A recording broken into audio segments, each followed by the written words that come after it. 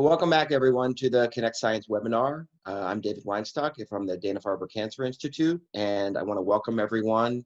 It's a tremendous pleasure to have Rod Rothstein, who is a professor of genetics and development and a professor of systems biology at Columbia University, as our speaker today. As many of you know, I'm sure the Rothstein Laboratory has been a leader for at least 3 decades in driving our understanding of recombination and repair of DNA alterations, most notably double-strand breaks, using yeast as a model system. And so it's a real pleasure to have Rod here. His talk is entitled Poetry in Motion, Increased Chromosomal Mobility After DNA Damage. Rod, please take it away. You're muted, sorry. And I should also just mention, as you unmute, everyone, if you have questions, please post them using the Q&A tab. As always, don't use the chat tab. And time permitting, Dr. Rothstein will have the opportunity to address them at the end of his talk. All right, thanks. You hear me now? Okay. Thanks, David, and thanks, Cornelia, for inviting me to give this talk. Your series has been really quite interesting, and I've really enjoyed many of the talks.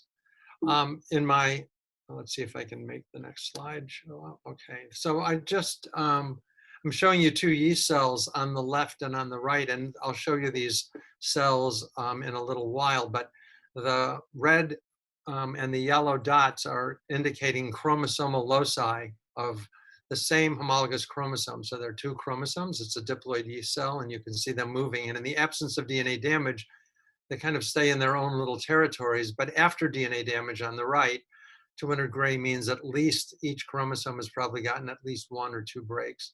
You see that they start moving dramatically, and that's what I'm going to talk about today. But before I give my talk, I'd like to see if I can. I'd like to just make a quick advertisement for a webinar series here at Columbia that we started about 2 months ago, and it's on Thursdays at noon.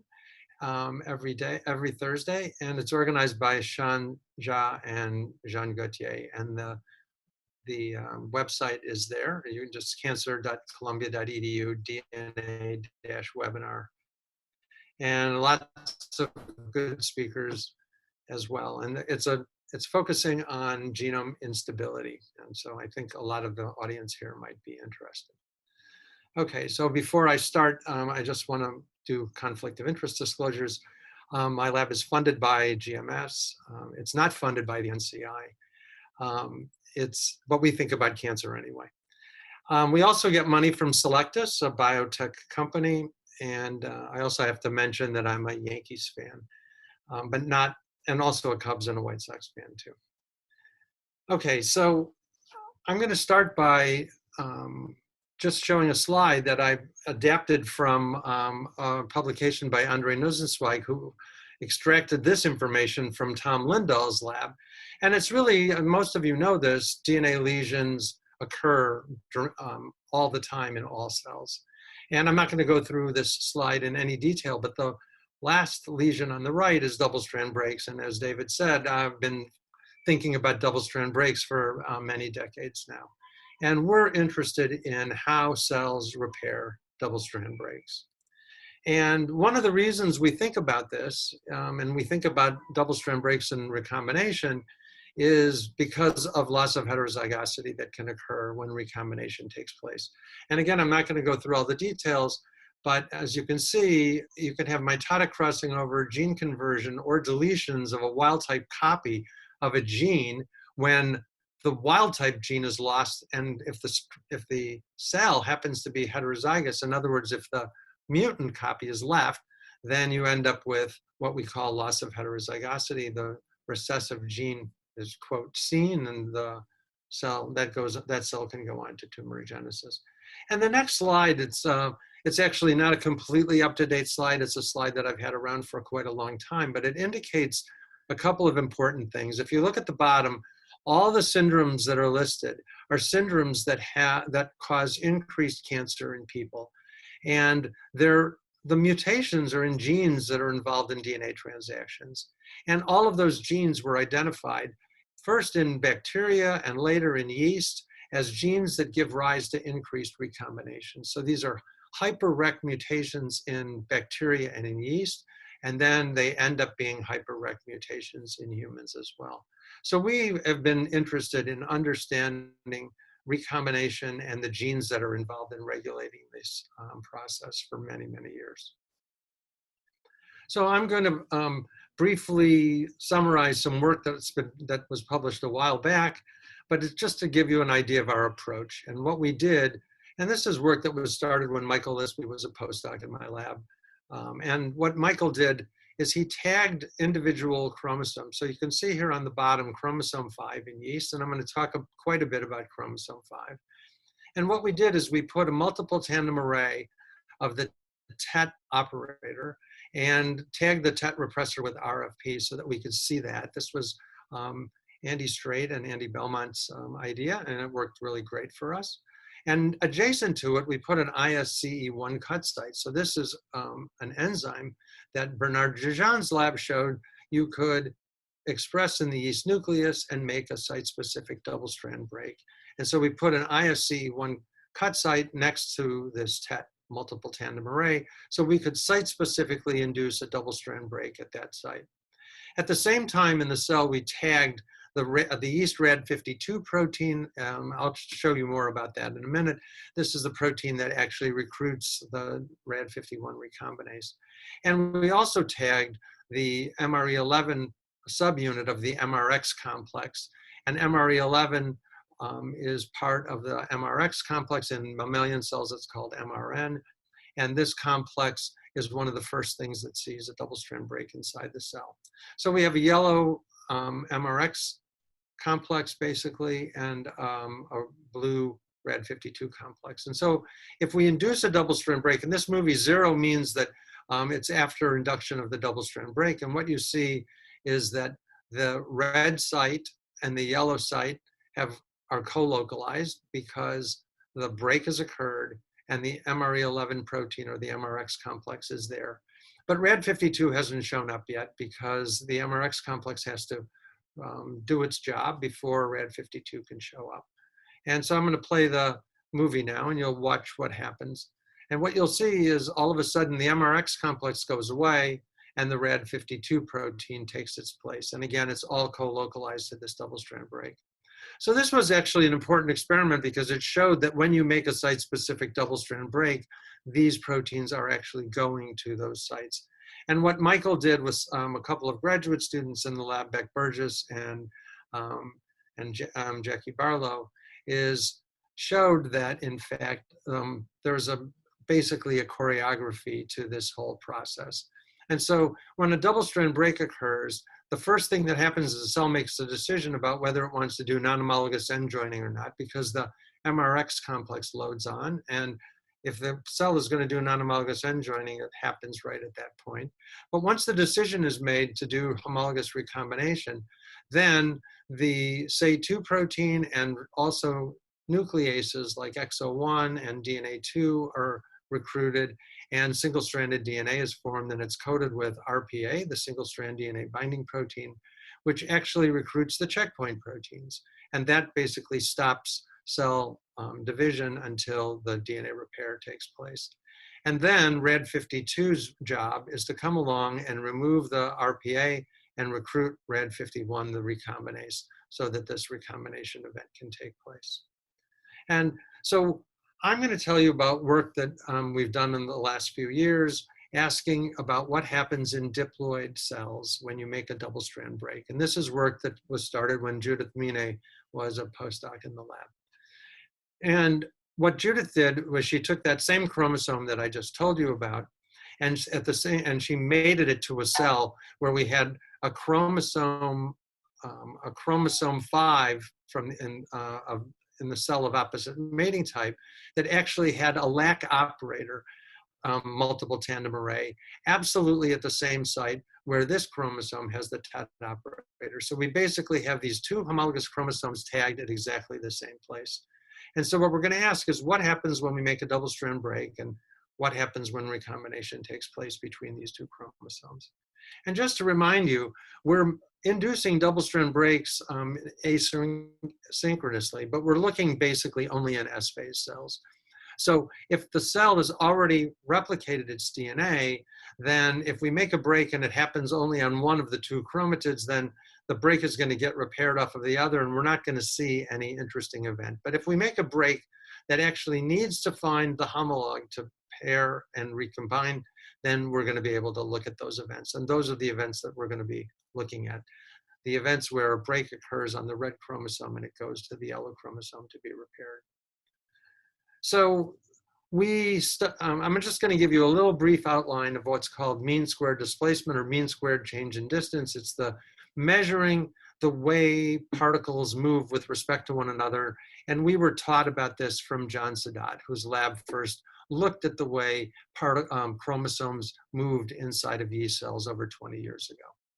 And briefly, if I would like you to look at this line number 2, if this, what we do is we basically look at the chromosome movement as a function of time. And so we're looking every 10 seconds, every 20 seconds, every 30 seconds over a large time interval, but not linearly, but over the entire interval. So let's say we'll take a movie of a yeast cell for about 10 minutes, and we'll look at every 10-second interval, every 20-second, every 30-second interval to ask, how are the two chromosomes behaving with respect to one another? And if they're undergoing Brownian diffusion, then we see a nice linear relationship. If they're actually moving toward one another, we see directed motion.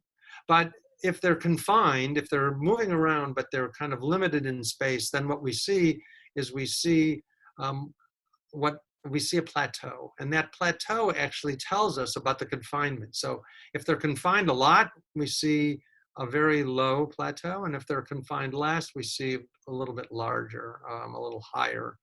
And so we can tell by where the cell, where the movie tells us how those two particles are moving with respect to one another, where they are inside the nucleus. And so when Sadat did this, and when we did it, we found exactly the same thing that John's lab found. We found that the chromosome sites move with respect to one another within a confined radius of about 450 nanometers. So there's movement, but it's confined. It doesn't show Brownian motion completely. It shows Brownian motion at the beginning, but then confinement. And the confinement tells you how much it can explore. And I showed you that picture at the beginning of my talk. And it turns out that unbroken chromosomes explore about 4% of the nuclear volume. This is in the absence of any DNA damage. So the question is, what happens in the presence of a single double-strand break? And so Judith went ahead and induced ISCE1 and then asked what happens. And so what we did is we looked under the microscope, and what you see is that as I showed you here, the red chromosome is the one that can be broken. So the red chromosome gets a blue focus, okay, and that's seen here. But the yellow and the red chromosome are far apart. Then they pair, and they pair for about 15 or 20 minutes, and then they come apart. And when they come apart, there's no longer any blue protein. In other words, the recombination protein is gone. And you can see this better in this picture. And the two loci are apart, and then they come together, they pair, they stay together, and then they come apart again. And down here, you can look at the RAD52 protein, which is telling us about the recombination proteins. And you can see that after they pair and recombination is complete, then the RAD52 protein goes away and the two chromosomes come apart. So we're basically looking at recombination inside the cell. So we wanted to understand what the chromosomes are doing during this process. And so we, again, went back to using the mean square displacement experiment that I showed you earlier. And we asked, how are the two chromosomes moving after a double-strand break?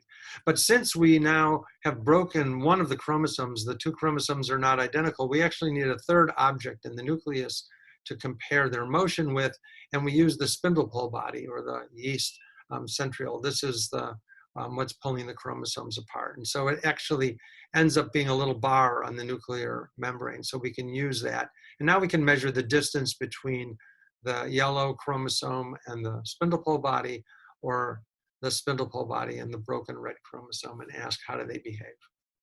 And so when Judith did this, take a look at the red chromosome first, okay? What you see is that there's a big increase in the, what we call the mean square displacement. And so it plateaus at about a 990 nanometer confinement radius, meaning that it's exploring now 10 times larger volume of the nucleus.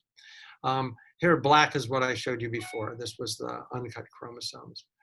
But the interest, we call that local mobility because we broke the chromosome and it moves around because it's moving, it's the local, the break itself occurred at the chromosomal site.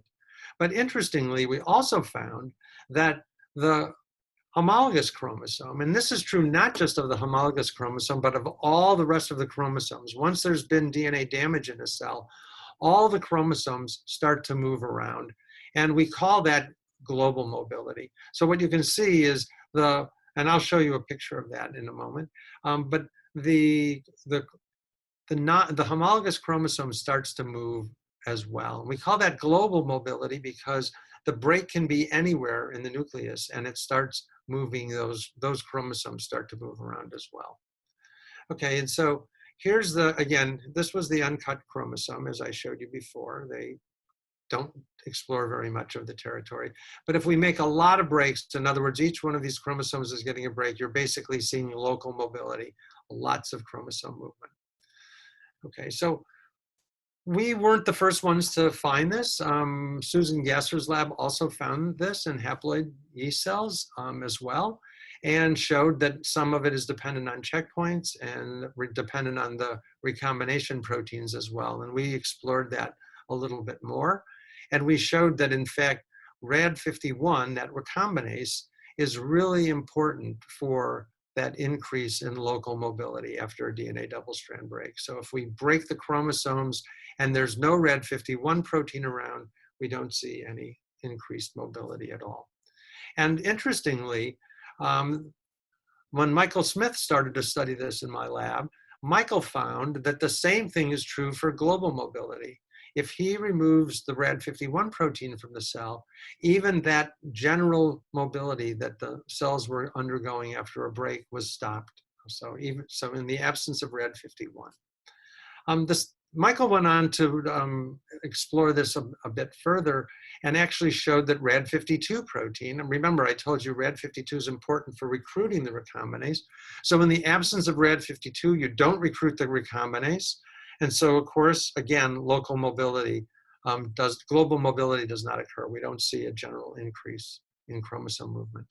Now, we published a paper a couple of years ago. I'm not going to go through all the details, but what Michael showed is that, in fact, there's a feedback between the DNA damage checkpoint and the recombination machinery to coordinate this global mobility response. And so in the absence of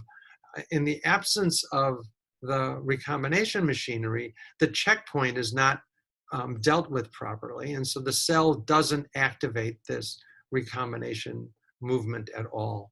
It only waits for recombination to take place in the proper way so that it can form a filament. And we actually think that it's this RAD51 filament that's able to snake through the nucleus to help find the homology. That's part of our model.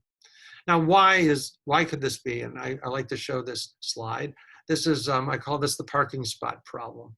So if you come to a block and there are lots of cars parked, what do? Do you wait at the end of the block until a space opens up, or do you drive around the block?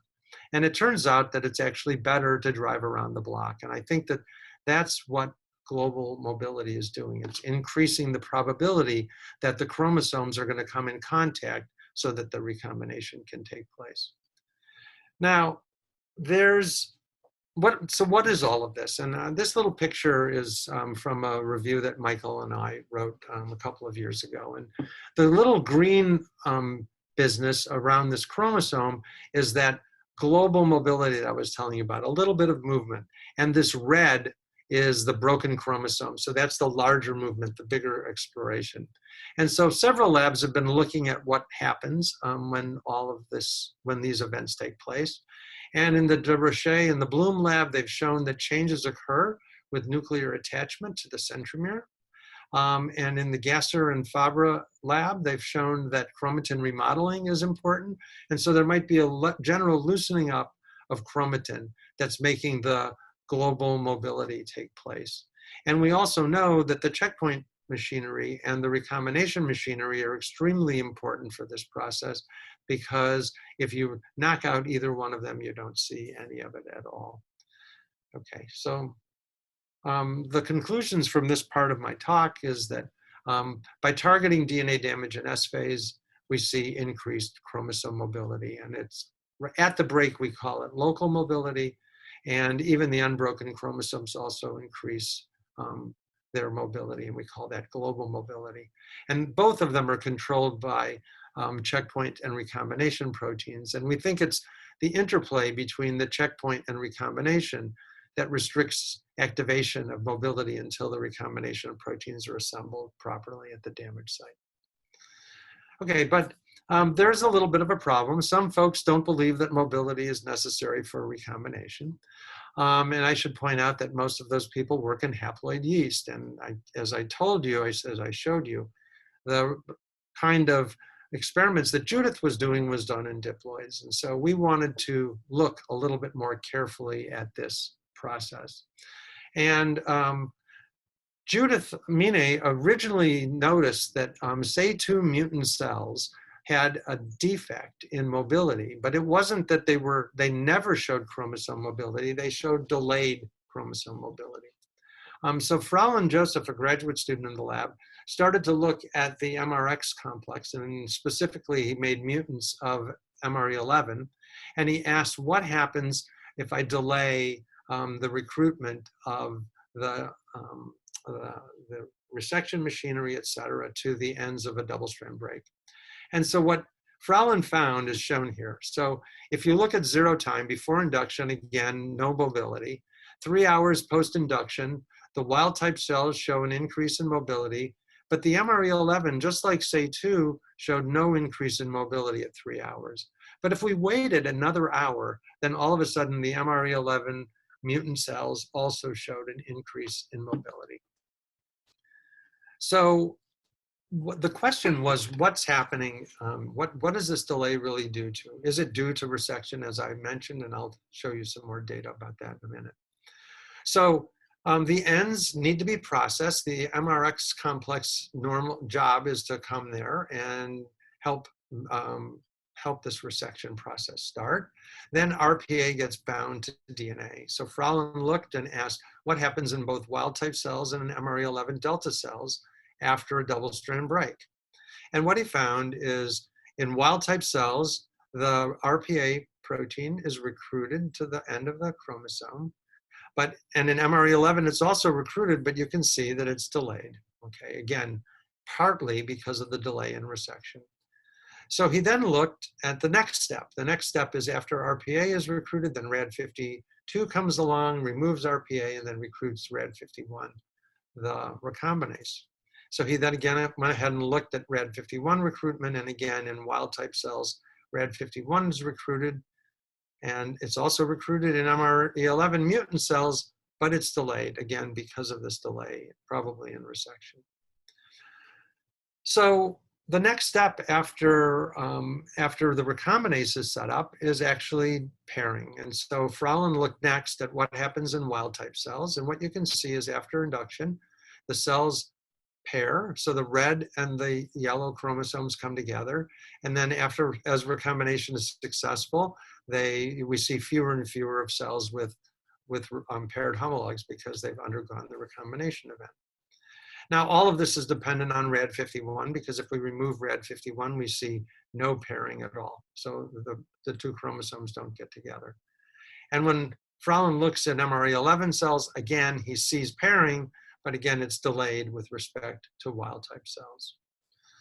Okay, so to examine this more carefully, he did physical analysis of the repair of the double-strand break that he induced on chromosome 5.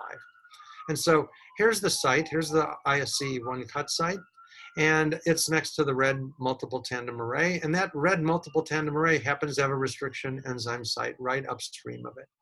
And on the chromosome with the yellow multiple tandem array, there is no restriction site there. So if we cut with these enzymes, S, X, and S, we get bands that are specific for this chromosome, which is going to be the repair template, and this chromosome, which is going to be the one that's cut.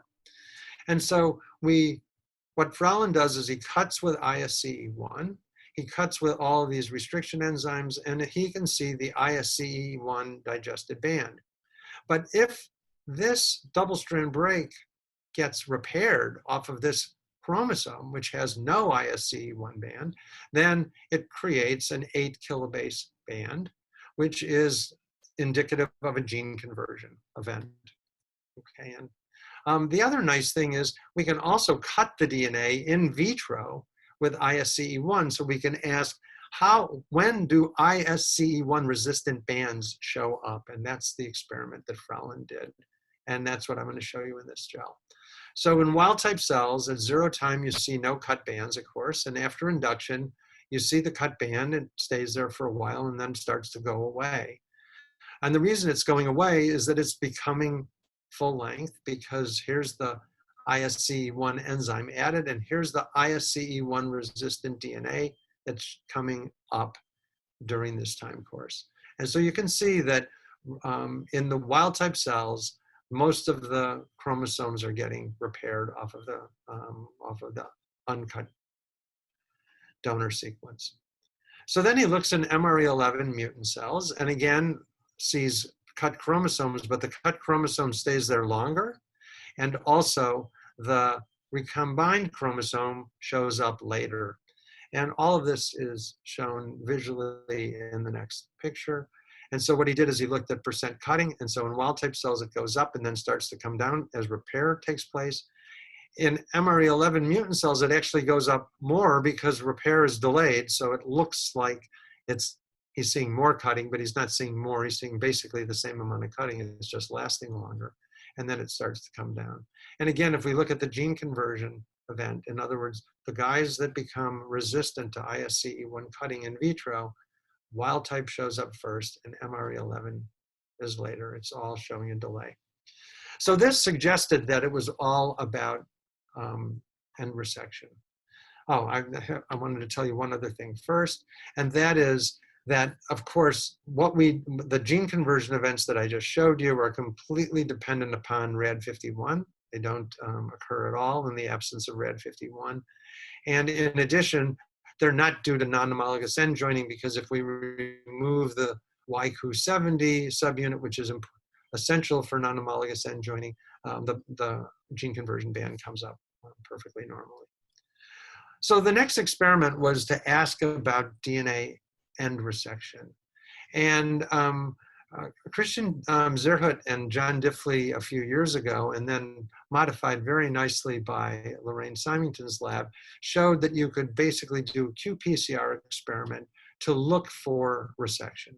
And so what we could do is we could cut with ISCE1, and we could ask, when does this DRAW1 site, which is about 300 nucleotides away from the ISCE1 site, when does it become resistant to cutting by the DRAW1 nuclease? So in other words, as soon as that region becomes single-stranded, it becomes resistant to DRAW1 cutting.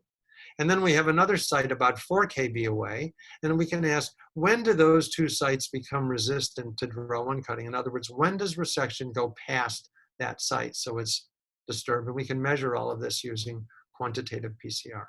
And the other nice thing that we can do is the ISCE1 cut chromosome is different than the donor chromosome because it has specific sequences at the ISCE1 cut site. So we can ask, we can also look at the cutting of that chromosome by asking, when does ISCE1 cutting disappear? Okay, after we in vivo induce. And so what you can see is that in both wild type and in MRE11 mutant cells, the ISCE1 cutting is virtually identical. But when we look at resection, you can see that in the wild type strain, the 3.3 kb DRAW1 site becomes resistant. In other words, single-stranded DNA is forming. And then it starts to decline as the recombination events are taking place and removing them. And restoring the DRAW1 site. Okay, but again, what you see for the MRE11 mutant cell, in other words, in the absence of the MRX complex, we see that this process is delayed. Okay, and that's true both at 0.3 and also at 4 kilobases away from the cut.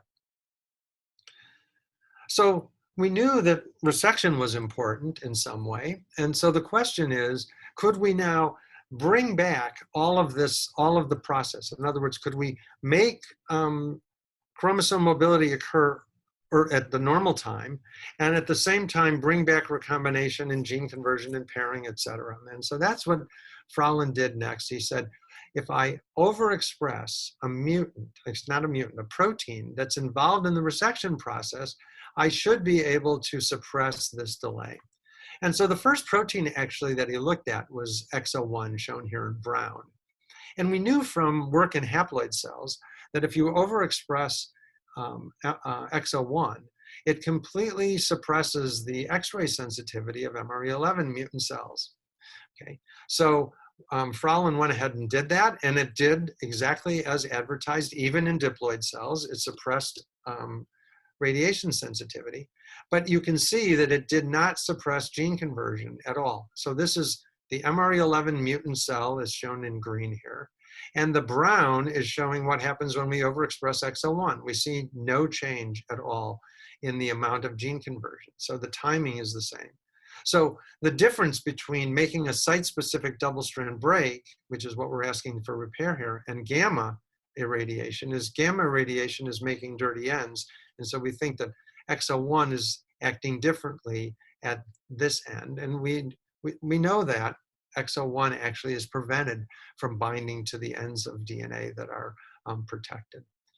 Now, the other thing is, the other nuclease that's really important in this process that was shown by multiple labs, including Greg Ira's and Lorraine Symington's lab, is DNA2.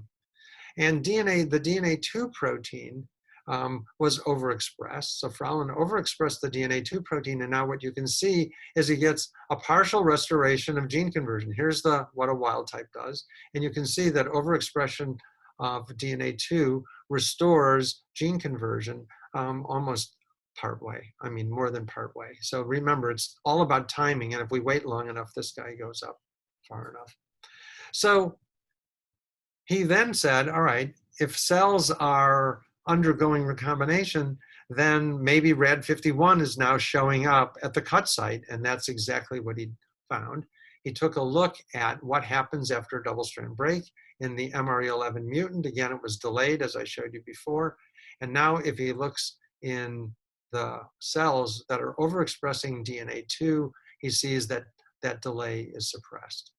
And finally, he goes ahead and he looks at chromosome mobility under these same conditions. So in the absence of DNA2 expression, the green line shows that there's no mobility. Again, uninduced cells show no increased mobility. But 3 hours post double-strand break induction, MRE11 cells show no increase in mobility. Remember, I showed you before, it took an extra hour for that induction, for that mobility to show up. But instead now, when he overexpresses DNA2, he sees increased mobility. So he's now shifted the mobility, and he's now shown that by increasing resection at this site, he's able to bring back everything. And so it's the simultaneous change to losing everything and then bringing everything back that makes us think that recombination is definitely dependent on this mobility. And so we have a little model to explain all of this. In the middle, you see a double-strand break occurring.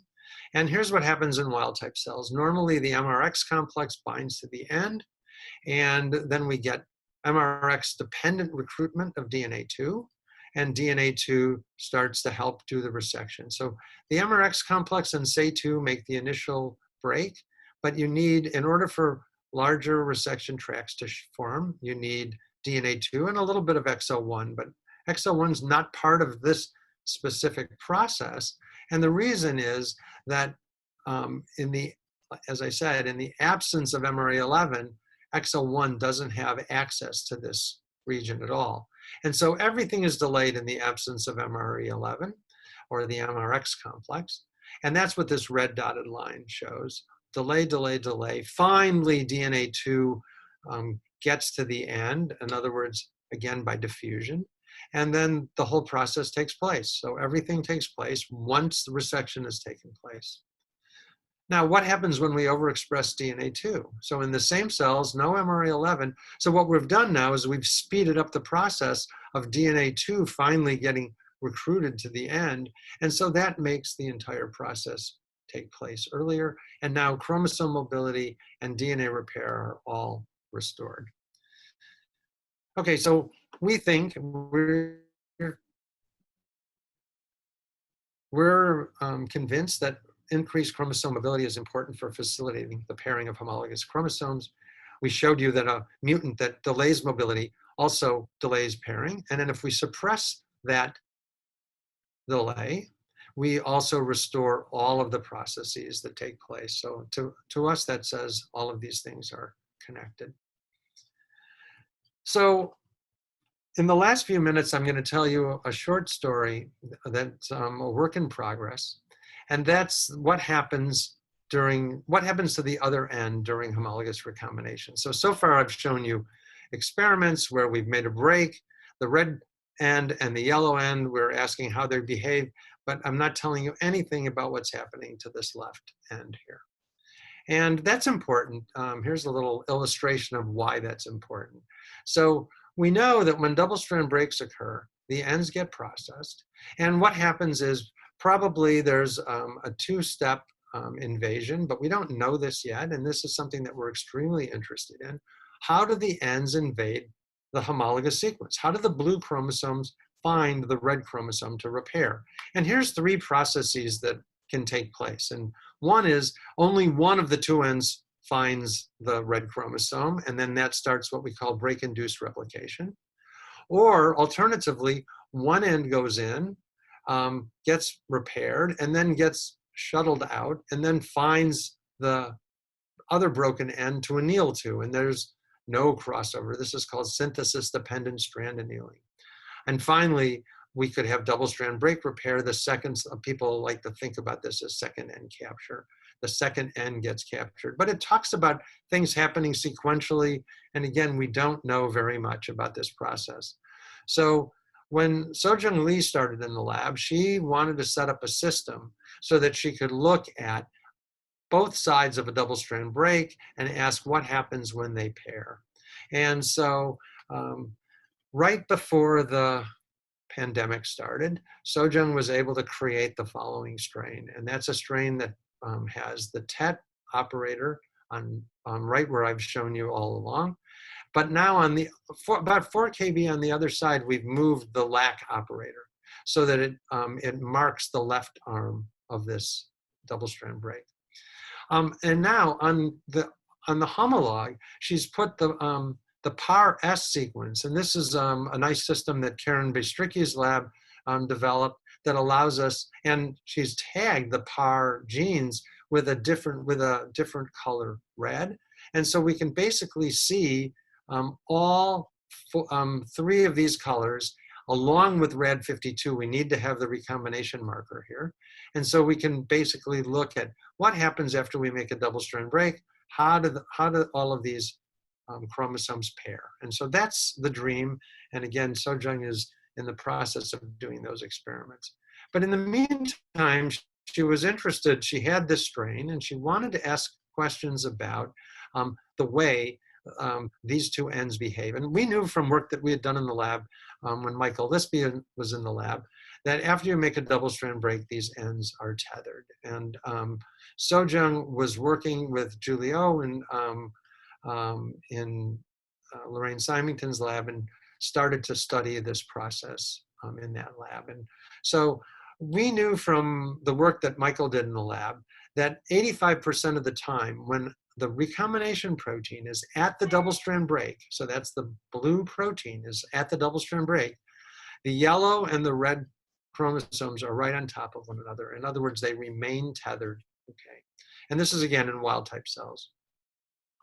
15% of the time in wild-type cells, the two ends are apart, And interestingly, you can see here's the yellow and the red end, and each of them have a RAD52 protein on them. Now, sometimes we see no RAD52 protein on either end, or we see RAD52 protein on one or the other end, and I'll tell you more about that in a couple of minutes. So as I said, Michael, when he was in the lab, showed that this was dependent on the MRX complex, and then a bunch of other labs over the years have shown similar kinds of things. And it's important, the MRX complex is important, and it turns out that the MRX complex, again, as I said, MRN in mammalian cells, is really important for this decision point between homologous recombination and non-homologous end joining. And once processing starts, then DNA recombination generally takes place. And in fact, all three subunits are important for function in the nucleus. And if you remove the XRS2 complex, then MRE11 and RAD50 don't go into the nucleus and don't function. So the part of the story that, that attracted Sojung was a question about CRISPR-Cas9, okay? And it came from the following observation. We knew from in vitro studies that CRISPR stays bound to both ends of the cleaved DNA. And in fact, some people have shown that it can be bound as much for as long as 5.5 hours after the cutting has taken place. And so Sojung was interested to ask, how does Cas9 cutting and DNA affect the recruitment of repair proteins? And also, are Cas9 double-strand breaks tethered? In other words, in the absence of tethering, can Cas9 take the place of, for example, the MRX complex? And that's the question that she's going to ask. Okay, so what she wanted to do first is take the same construct that I just showed you, which had an ISCE1 site in between the LAC and the TET operators, and she made a guide RNA that would cut very close to the ISCE1 cut site. Now I should point out that ISCE1 makes a 3' overhang when it cuts, and Cas9 usually makes a blunt end. Okay, and so she tried several different guides, and this guide was the one that showed the best cleavage. And what you can see in both wild type and in XRS2 mutant cells, she sees double-strand breaks around 75% for wild type, after ISCE1 cutting for wild type and for XRS2 delta. And after Cas9 cleavage, Cas9-induced cleavage, she sees about a little more than 50% cutting, again, for wild type and in XRS2 mutants. So that's, remember, an XRS2 mutant is going to be absent the MRX complex, so there's going to be no tethering. So now the question becomes, what happens? First of all, let's ask about the recruitment of RAD52 to that cut site. Okay, so in wild type cells at 0 time and then at 3 hours after induction, you can see that RAD52 co-localizes to the cut site, just what we published many, many years ago. In an XRS2 mutant, we see recruitment, but we don't see as much recruitment. And the reason we think that is that in an XRS2, the end processing is delayed. Okay. Now, if we do the same experiment with Cas9, again, we see the same thing in wild type cells. Again, recruitment to the ends. So this tells us that Cas9 is not blocking RAD52 recruitment at all. But interestingly, in the XRS2 mutant, we see less recruitment, suggesting that maybe Cas9 cuts are less efficiently processed than ISCE1 cuts. And it may have something to do with 3' overhangs versus blunt ends. And again, this is something that Sojung is investigating further. But the next question is, what happens to the ends? Do they become tethered or not in the presence of ISCE1? So let me show you how to think about this. Okay, so we look at wild type cells. If we look at wild type cells, now we're looking at the percent total untethered ends. So in other words, most of the ends in a wild type cell are tethered after 3 hours of a double strand break. In fact, 85% are tethered, only 15% are untethered. But as I said before, if we make that same break in an XRS2 mutant, now more than 85% of the ends are untethered. Okay, so there's a huge amount of untethering. So if we make it the same, if we cut with Cas9, okay, so we can ask, first of all, what happens in Cas9 cells? Number one, you could ask, are the ends more tethered? And the answer is they're not, okay? So what we see is we see basically the same amount of tethering that we saw in wild type. But if Cas9 can tether the ends, then this untethered amount that we saw after ISC1 cutting would now get suppressed and show up down here. But instead, what Sojung found is exactly the same. In other words, Cas9 is not holding the two ends together because it would have suppressed the XRS2 phenotype, and it didn't. So we don't see tethering at all. All right, and so the interesting thing is that there are subclasses of untethered ends. I told you this before, and that is we can have no RAD52 on each end. We can have RAD52 on the red or the yellow end, or we can have RAD52 on both ends. And so what Sojung did is she looked at what happens, okay, in wild type cells, okay, after either ISCE1 or Cas9 cutting. And most of the ends are tethered. That's this big gray block. And what you can see is the distribution of these three classes is basically the same in both ISCE1 and Cas9. They're about a third of each. But interestingly, when she looked in XRS2 mutant cells, the biggest class that she found was in fact the untethered class that had no RAD52 on either end. Okay, and that was true for whether it was an ISCE1 cut or a Cas9 cut. But interestingly, the second largest class has RAD52 on one end. So that's this green class here, and you can see that in this graph. And so now you could ask a very simple question. Which end has RAD52 on it? Okay, so in other words, is RAD52 on the yellow end or is RAD52 on the red end? And so when she looked in wild type cells after Cas9 or ISCE1 cutting, she saw basically an equal distribution of RAD51 on each end. But when she looked in XRS2 mutant cells, so this is cells that are delaying processing at the two ends, she found an asymmetry, an interesting asymmetry, and she found that the yellow end, the end that's telomere proximal, shows a greater proportion of RAD52 foci, suggesting some kind of asymmetry. So this made us wonder, is the asymmetry due to something that's caused by a sequence that's adjacent to the cut site, a cis problem, or is it due to some trans effect? In other words, something outside of the region, something either near the LAC or near the TET that's preventing or causing this to happen. So what she did is she took this same strain and she inverted the chromosome. And so now the cis site is here, so it's still next to LAC, but now the TET, the red chromosome, is now near the telomere, toward the telomere end of the chromosome. And she asked, what happens? Okay. And so again, this is that same strain that I just showed you a second ago, both with showing that again, the yellow end, just to go back, this end is shows the preponderance of RAD52 foci.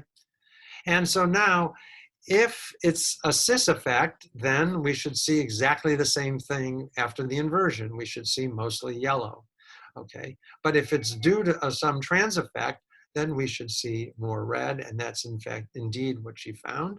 So we know that there's a contribution of something in trans. We don't know exactly what that is yet. It could have something to do with replication. It could have something to do with the end being close to the telomere.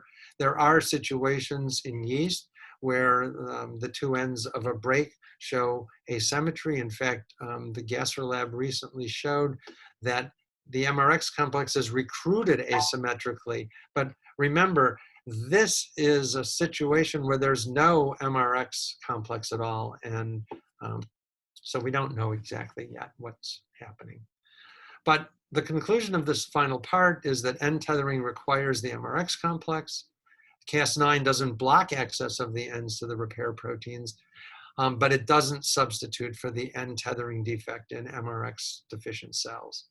And in the absence of this complex, the two ends are processed asymmetrically, and the telomere proximal end is preferred.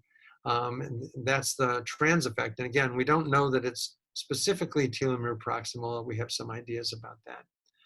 So that's the end of my talk. Just to give some acknowledgments, I've mentioned names along the way. Michael started the work and had help from Beck and Jackie. And Judith and Michael Smith, I told you about their work, and Fraulein and Sojung's was the last work. And they've had a lot of help from Bob, Reed, and Ivana. And these are some collaborators in France as well. So I'll stop there and be happy to take questions. Well, thank you. That was really a beautiful talk. I had a couple of questions. One is about the ISC1 system in general, and the fact that both chromatids are cut, and therefore the events that you're looking at are somewhat artificial by nature, because there can't be, presumably most of the time, repair simply using the sister. So how do you think about that? Yeah, so we think about this a lot. Thank you for asking that question, David.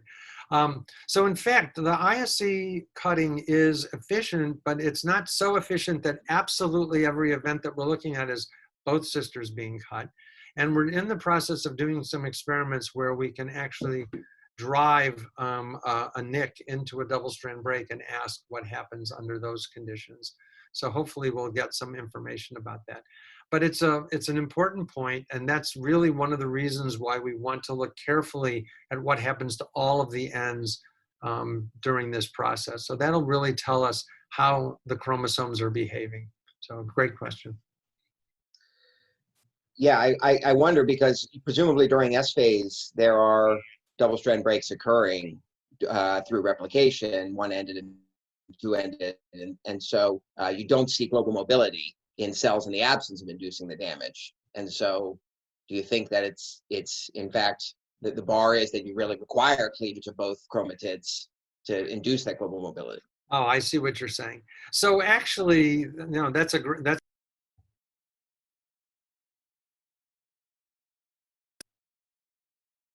you got, hello, somehow, am I, can you You're hear good me? now. Somehow you got muted. Yes, unfortunately, someone muted me. Yes, you're asking about S phase. So, right, so there must be some critical level of break. So when we make a break that really, so I can't tell you whether a single double-strand break is enough to get mobility, because most of those experiments have been done in cells where there's a possibility that we had the two chromosomes, as you said. But I think that's, again, an interesting question. Can we get mobility of a local mobility in a cell that has a single double-strand break? We don't know. Yeah. So Jim Haber posted a question about just some clarification around what exactly was inverted in the yellow-red experiment, and what if you just inverted the ISC1 cut site, because ISC1 also has been reported to be able to bind to the cut site. And I was wondering whether, are there transcribed sequences within that region also that you've introduced, and when you flip, do you flip the direction of transcription? Right. So the ISC, that's a good question. Hi, Jim. The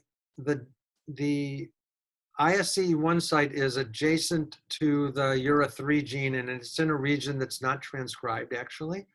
But that doesn't mean that it's a region that's not annotated to be transcribed. We haven't looked specifically at transcription.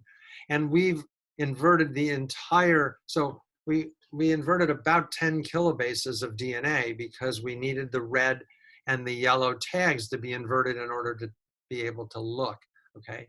So we haven't done that, the simple, not simple, but the experiment of flipping only the ISC1. So, I mean, I think that that's a good idea. But given that we didn't really see a big cis effect, we see a little bit of a cis effect, but not very much, I don't think that that's really in play in this, in what we found. And then I wanted to ask your thoughts about implications for mammalian recombination, especially because the RAD52 mediated recombination is so favored in this system that even in the absence of MRX, you simply have a delay rather than a switch really to NHEJ. What are your thoughts? Yeah. So yes, I think that yeast really likes to do homologous recombination. There is absolutely no doubt about it. I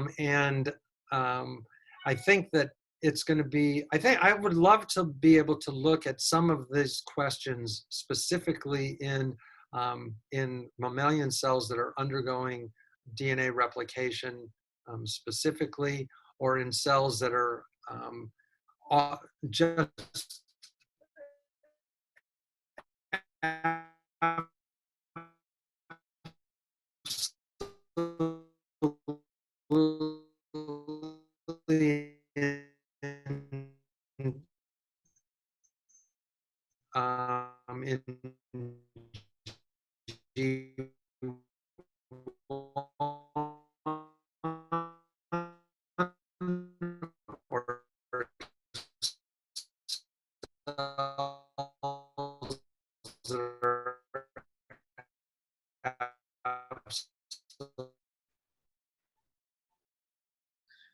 So someone's telling me that the meeting's being recorded. Thank you. There is the way that chromatin changes. I made a comment about this earlier. The way that chromatin changes might change the flexibility, and a lot of the some of the movement may be due to thermal considerations. In addition, there is some reports that actin and tubulin nuclear actin and nuclear tubulin are important, especially in mammalian cells. In yeast, there's some work from Karim Mikhail's lab on tubulin in yeast that looks quite interesting. Again, almost all of those studies have been done in haploids, and we haven't looked in diploids. I should also make a comment about Sojung's work. Sojung's experiments, the last experiments that I talked about, were all done in haploids, and we're actually quite excited to look to see if we see the same asymmetry in diploids, because there are differences the way haploid and diploid yeast behave.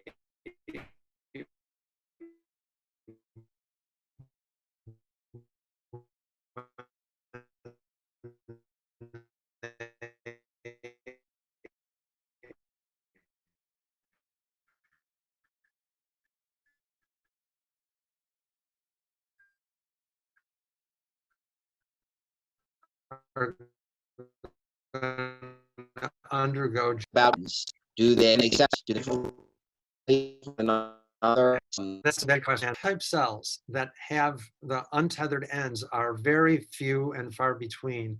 And in order to get the time lapse pictures of those cells is very, very difficult.